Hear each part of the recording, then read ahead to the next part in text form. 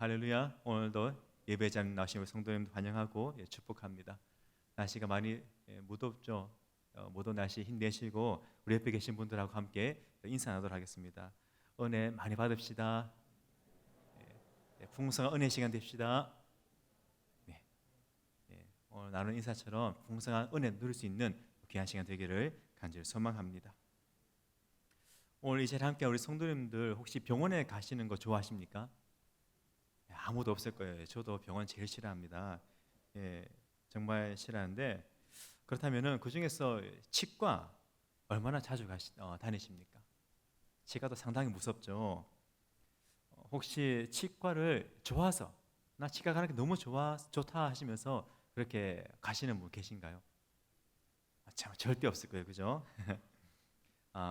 치과에 가는 이유가 뭐죠? 당연히 이가 아프니까 고통을 참을 수가 없어서 치료를 받으러 아마 치과에 갈 것입니다. 자, 그럼 한 가지 의문점이 있죠. 사전에 미리 예방을 하면은 그 무서운 치과에 가지 않아도 되는데 왜 사람들이 그렇게 하지 못하는 거죠?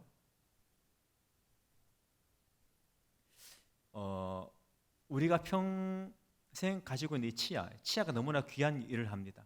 우리에게 맛있는 음식을 먹을 수 있도록 도와주고, 그리고 이 치아가 있음으로 말미암아 우리는 또 행복을 누릴 수가 있는 거죠. 근데 이 치아라는 것이, 치아가 상하는 것이 한 번에 증상이 나타나지 않는다는 거예요. 오랜 시간에 걸쳐서 조금씩 상하지 않습니까? 그렇기 때문에 평소에는 치아 아픈 걸 잘 느끼지 못해요. 그래서 고통 우리가 느끼지 못하기 때문에 관리에 소홀할 수밖에 없는 거예요. 자, 그렇게 관리에 소홀히 하면서 치일피일 미루다가 결국 나중에 뼈 아픈 고생을 우리가 하게 되는 거예요. 근데 이미 그런 때가 되면은 돌이킬 수 없는 상황이 되고 마는 거죠. 싫어도 어쩔 수 없이 우리는 치과에 가는 것이고, 치과에 가서 우리가 썩은 이를 떼우든지 아니면 그 이를 뽑든지 아니면 이를 더 씌우든지 어떠한 방법을 우리가 찾아야만 하는 겁니다. 이렇게 비싼 비용을 지불하고 우리가 제대로 관리하는 방법을 알고 나서야 그 이후에 우리는 치아가 얼마나 소중한 것인지 평소에 깨닫지 못했던 것들을 우리는 깨닫게 된다는 것입니다. 우리 성도님들, 이처럼 알지 못하는 것, 이 알지 못하는 것이 얼마나 큰 고통인지를 너무나 많은 사람들이 뼈아픈 고통을 경험하고 난 뒤에 뒤늦게 알게 된다는 겁니다. 그래서 알지 못하면 실수할 수밖에 없는 거고, 알지 못하면 고통당할 수밖에 없는 것이고, 또한 알지 못하면 많은 손해를 볼 수밖에 없는 겁니다. 이것은 우리들의 신앙생활 가운데서도 마찬가지라고 생각을 합니다. 우리들이 너무나 잘 알고 있는 달란트 비유가 있죠. 이 달란트 비유를 보면은 한 달란트 받은 종이 등장합니다. 그런데 이 한 달란트 받은 종이 오랫동안 주인을 섬겼어요. 참으로 열심을 다해서 아마 섬겼을 겁니다. 그런데 그렇게 주인을 섬기면서도 자신이 섬기는 그 종이 무엇을 원하는지, 그 주인이 어떤 분인지 여기에 대해서 이 종이 아마 제대로 알지 못했던 것 같습니다. 종이 해야 될 일이 뭐죠? 주인이 무엇을 원하는지, 주인의 뜻이 무엇인지 눈치껏 그 일을 파악해서 재빨리 해결해 놓는 것, 그것이 바로 종이 해야 될 일이란 겁니다. 아마 여기 계시는 우리 남자분들 중에서 군대에 다녀오신 분들이 많으실 거예요. 군대에 다녀오신 분들은 아마 다 경험해 보셨을 겁니다. 군 생활을 하면서 제일 사랑받는 후임, 어떤 후임이겠습니까? 아마 이 선임이 말하지 않아도 그 눈빛만 봐도 눈치껏 분위기나 어떤 그 상황을 살펴서 해야 될 일들, 그 일들을 제때 해놓을 때 그 후임이 바로 선임에게 사랑을 받는 거예요. 인정받는 거죠. 그로 인해서 군 생활을 아주 그래도 즐겁게 할 수 있는 겁니다. 그런데 만약에 그런 눈치도 없고 상황 파악을 하지 못하게 된다면 어떻게 되겠습니까? 그 후임은 아마 군 생활 내내 힘든 시간을 보낼 수밖에 없을 거예요. 한 달을 받은 종도 마찬가지였습니다. 주인을 그저 굳은 사람 정도만 알았던 것 같아요. 심지 않은 데서 거두고 또 해치지 않은 데서 모으는 그러한 주인으로 알았던 것 같습니다. 원금에 손해가 오면은 크게 야단치는 그런 사람으로 알았던 것이고, 그래서 그 원금만이라도 돌려주기 위해서 종이 어떻게 하죠? 받은 달란트를 땅에 고스란히 묻어두는 그러한 일을 했던 겁니다. 그러나 주인은 어떤 사람이었죠? 5달란트, 2달란트, 그리고 1달란트의 너무나 큰 돈, 1달란트가 굉장히 큰 돈이었습니다. 그 많은 돈을 종들에게 나눠줬지 않습니까? 그렇게 나눠준 것을 보면은 절대 그 주인은 심지 않은 데서 거두고 해치지 않은 데서 모으는 그러한 사람이 아니었던 것은 분명한 것 같습니다. 심을 수 있고 장사할 수 있는, 너무나 큰 돈을 줄 수 있는 그러한 넉넉한 사람이 바로 이 달란트 비유에 나오는 주인이었던 겁니다.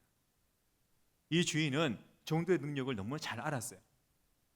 그가 데리고 있는 종들에게 각각 어떤 능력이 있는지를 너무나 잘 알았기 때문에 종들의 그 능력에 맞게끔 자문금을 준 것이지만, 성경에 등장하는 1달란트 받은 그 종은 어떻게 합니까?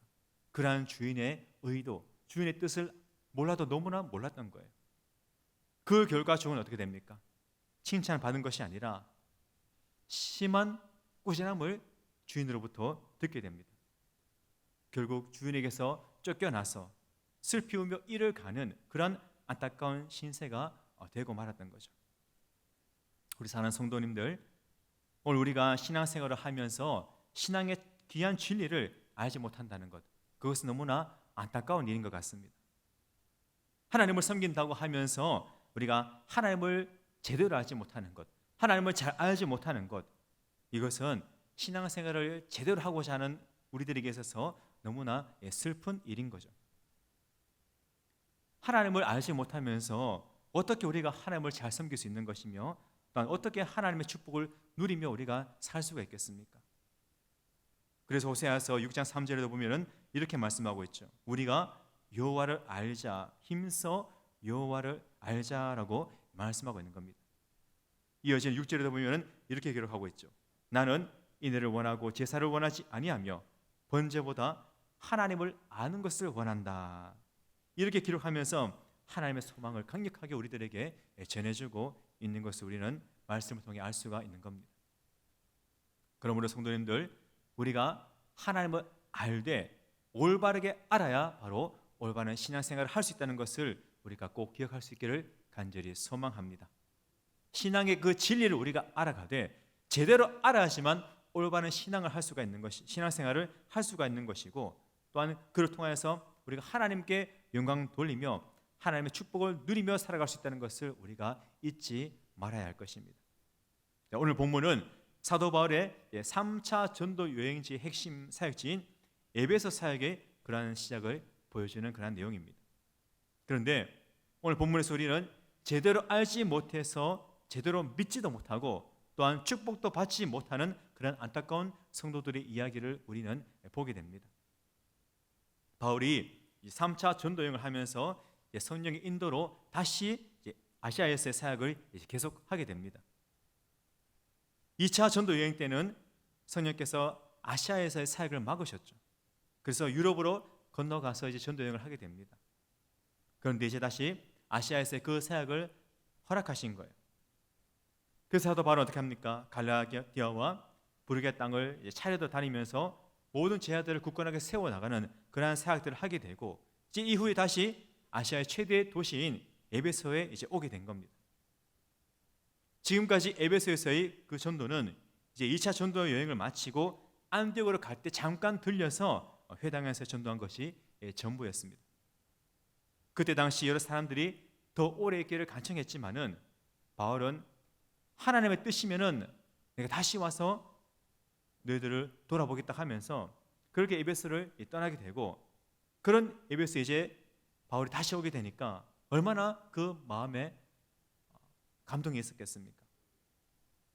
이제 이곳에서 어떻게 복음을 전할까, 어떻게 전도를 할까 생각하고 있을 때에 바울은 귀한 동역자들을 만나게 됩니다. 그들이 누구죠? 에베소에서 예수님을 믿게 된 12명의 그러한 성도들, 제자들이었던 겁니다.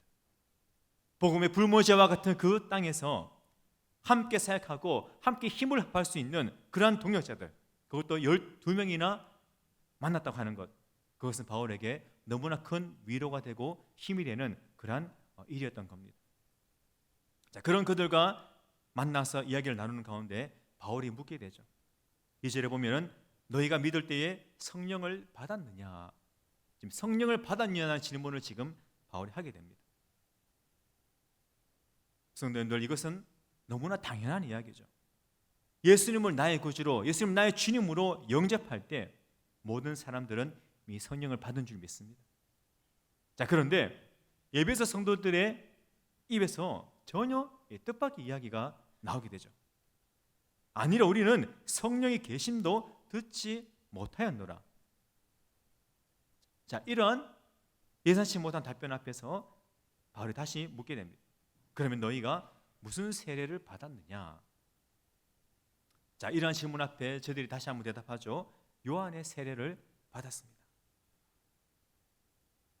우리 성도님들, 에베소에서 예수를 믿게 된 그 12명의 제자들, 저들 또한 예수님을 믿는 사람들이었습니다. 그러나 저들은 믿는다고 하지만 그러면서도 뭔가 부족하고 뭔가 빠지고 뭔가 제대로 된 그런 신앙생활을 하지 못하고 있는 것을 우리는 본문을 통해서 알게 되는 것입니다. 오늘 이야기를 통해서 우리는 에베소 교인들이 알아야 할 것과 믿어야 할 것을 제대로 알거나 제대로 믿지 못하고 저들이 받아야 할 축복을 제대로 받지 못하면서 신앙생활을 하고 있는 그런 참으로 안타까운 모습을 우리는 보게 되는 거예요. 우리 성도님들, 오늘 우리가 신앙생활을 제대로 하기 위해서는 알아야 할 신앙의 진리를 바르게 알아야 한다는 것을 우리는 기억해야만 할 것입니다. 우리가 제대로 알아야지만 믿을 수가 있는 거죠. 믿어야지만 우리가 누릴 수가 있는 것이고 누려야지만 축복된 삶을 우리는 살아갈 수가 있는 것입니다. 그러므로 오늘 우리 사랑하는 대동교회 우리 모든 성도님들께서 믿음 생활을 제대로 하면서 또한 제대로 알고 제대로 믿고 또한 제대로 누릴 수 있는 그런 삶을 살아갈 수 있기를 간절히 소망합니다. 자, 그렇다면은 본문에 등장하는 이 에베소 교인들, 저들이 알지 못했던 것이 있다면 과연 그것이 무엇이었겠습니까? 오늘 본문에 등장하는 12명의 에베소 교인들, 저들은 너무나 귀한 전도의 열매들이었습니다. 그 복음의 불모지에서 12명의 믿는 자들이 세워졌다는 것 얼마나 감사한 일이겠습니까? 하지만 그럼에도 불구하고 저들에게는 먼저 믿음의 대상이 명확하지가 않았다는 거예요. 분명히 저들은 예수님을 구주로 영접했고 믿고 있는 그런 성도들이었지만은 세례는 요한의 세례만 받았다 하면서 아직 성령을 알지 못하는 가운데 있었던 겁니다. 자, 이런 사실을 생각해 보면은 이들이 과연 예수님을 믿는 것인지 아니면 세례 요한을 따르는 것인지 참으로 분간하기가 어려울 수가 있다는 겁니다. 믿음의 대상이 예수 그리스도인지 세례 요한인지 분명하지가 않았던 거예요. 그러므로 우리 성도님들, 우리는 무엇보다도 믿음의 대상이 예수 그리스도였음을 우리가 제대로 알고 또한 제대로 믿는 가운데 그 예수님의 축복을 받을 수 있기를 간절히 소망합니다. 변화사상에서 변화되었던 예수님에게 놀랍게도 모세와 엘리야가 나타나서 대화를 주고받게 됩니다. 이 자리에 함께했던 3명의 제자들도 그 광경을 목격하고 얼마나 놀랐겠습니까? 그런데 시간이 지나서 그 놀라웠던 감격의 순간은 지나가고 모세와 엘리야는 떠나갔으며 이제 그 자리에는 예수님만 남게 됩니다. 아무리 신기하고 아무리 흥분되는 일이라 할지라도 오직 예수님만이, 예수 그리스도만이 우리 믿음의 대상이 되셔야만 했던 겁니다. 우리 성도님들, 혹시 여러분 가운데 예수님 외에 다른 그 무엇인가가 우리 가운데 자리 잡고 있지 않습니까? 어떤 이들에게는 자식이 우리 마음 가운데 자리 잡고 있을 수도 있고 또한 취미가, 때로는 물질이 어떠한 믿음의 대상으로 착각될 정도로 그것에 빠져 있는 분들도 아마 더러 계실 겁니다. 그러나 그 어떤 것도, 물질도 우리의 믿음의 대상이 되어서는 안 될 것입니다. 사랑하는 자식들도 그렇고 우리의 가정도 그렇고 그 모든 것들 위에 믿음의 대상이 되어서는 안 된다는 겁니다. 그러므로 오늘 이 자리에 함께한 우리 대동교회 성도님들께서는 우리의 믿음의 대상이 예수 그리스도밖에 없음을 우리가 분명하게 알고 우리 주님을 통해서 주시는 그러한 축복을 마음껏 누릴 수 있기를 간절히 소망합니다. 두 번째로 에베소 제자들은 알아야 할 신앙의 동력을 제대로 알지 못했다는 것입니다. 자, 오늘 본문에 나오는 에베소 성도들, 저들은 무엇을 알지 못했다고 했죠? 예수님을 믿고는 있지만은 성령이 있다는 사실을 저들은 알지 못했다는 거예요. 성령이 있다는 사실을 알지 못했기 때문에 성령의 은사도 저들은 받지 못했고 또한 성령의 능력으로 힘있게 주님의 그 사역을 감당하지도 못하는 가운데 있었던 겁니다. 그러므로 우리 사랑하는 우리 성도님들, 우리의 믿음의 동력, 그분이 바로 성령님이심 우리가 제대로 알고 또한 제대로 믿고 성령께서 주시는 그 축복을 받을 수 있는 우리 모두가 될 수 있기를 간절히 소망합니다. 성령께서는 예수님을 나의 주님으로, 나의 하나님으로 믿고 고백하는 그런 성도들 가운데 함께 하실 뿐만 아니라 우리를 다스리시고 우리를 통치하시고 우리를 좋은 길로 인도해 주시는 줄 믿습니다. 그 성령님이 바로 우리의 믿음이 동력인 것입니다. 그 성령님을 통하여서 우리는 험한 세상 가운데 날마다 승리의 삶을 살아갈 수가 있는 것이고 사단의 유혹에 넘어가지 않을 수가 있는 것이며 주님의 말씀대로 세상 가운데 빛과 소금의 역할을 우리가 감당할 수가 있는 것입니다. 그러므로 우리가 성령님을 힘입지 않고서는 아무것도 이 땅 가운데 할 수가 없음을 우리가 알고 내게 능력 주시는 자 안에서 내가 모든 것을 할 수 있다는 그런 믿음을 소유하고 그 믿음으로 말미암아 다가온 한 주간도 살아갈 수 있기를 간절히 소망합니다. 우리가 성령을 의지하지 않고 성령을 구하지 않는다면은 우리는 에베소 교회 성도들과 똑같은 모습이 될 수밖에 없습니다. 예수님을 믿어도 우리 가운데 기쁨이 없을 수가 있고 즐거움이 없고 감사가 없게 된다는 거죠. 작은 일이라도 짜증낼 수밖에 없고 어떤 시련이 위기가 우리 가운데 닥치게 되면은 우리는 곧 쓰러지게 되고 또 넘어지고 마는 것입니다. 그러나 우리가 성령의 능력에 힘입으면은 성령의 충만함을 받으면은 어떻게 됩니까? 시와 찬송과 신령한 노래들로 서로 화답하고 주님을 찬양하면서 하나님께 항상 감사하는 삶을 살아가게 된다는 것을 우리가 믿을 수 있기를 간절히 소망합니다. 그러므로 오늘도 성령의 그러한 충만함에 힘입어 하나님의 기쁘신 뜻을 이루어갈 수 있는 우리 모든 성도님들 되어질 수 있기를 간절히 소망합니다. 우리 함께 따라해 보시기 바랍니다. 성령님 환영합니다. 성령님 오시옵소서. 성령님 저를 다스려 주시옵소서. 아멘이십니까? 우리 세 번째로 이들은 말씀에 근거한 신앙생활을 제대로 하지 못하는 가운데 있었다는 거예요. 사도 바울은 요한의 세례만 받았다고 하는 그러한 에베소 성도들 향해서 요한의 사역을 소개하고 있습니다. 그 사역이 무엇입니까? 바로 요한이 회개의 세례를 베풀었다는 거예요. 우리 4절 말씀이 있는데 우리 함께 읽어보도록 하겠습니다. 시작. 바울이 이르되 요한이 회개의 세례를 베풀며 백성에게 말하되 내 뒤에 오시는 이를 믿으라 하였으니 이는 곧 예수라 하거늘. 지금 바울은 에베소 성도들 향해서 요한이 말한 그 대상이 바로 예수 그리스도이시며 그분을 믿어야 한다는 것을 지금 바울은 저들에게 언급하고 있습니다. 이러한 내용은 사도 바울이 성경의 말씀을 근거로 신앙의 진리를 저들에게 바르게 설명하고 있음을 우리들에게 보여주고 있는 겁니다. 그렇다면 오늘날 우리들의 문제가 있다면 그것이 무엇이겠습니까? 성경에 기록된 하나님의 말씀을 따라서 우리가 신앙생활을 하는 것이 아니라 내 생각에 따라서 내 뜻에 따라서 우리가 신앙생활을 하는 경우가 너무나 많다는 거예요. 그것은 사실 신앙생활도 아니지만은 그렇게 자신의 생각과 자신의 뜻대로 살아가면서도 내 자신은 신앙생활을 잘하고 있다고 그렇게 착각하는 경우가 많다는 겁니다. 어떤 때는 내 이익과 내 유익이 신앙의 기준이 되기도 합니다. 나에게 유익한 것, 그것이 올바른 것이고 나에게 유익이 되지 않는 것은 올바른 것이 아니라고 그렇게 생각하는 경우가 너무나 많다는 거죠. 그러나 진정한 생활, 진정한 신앙생활, 온전한 신앙생활이 무엇입니까?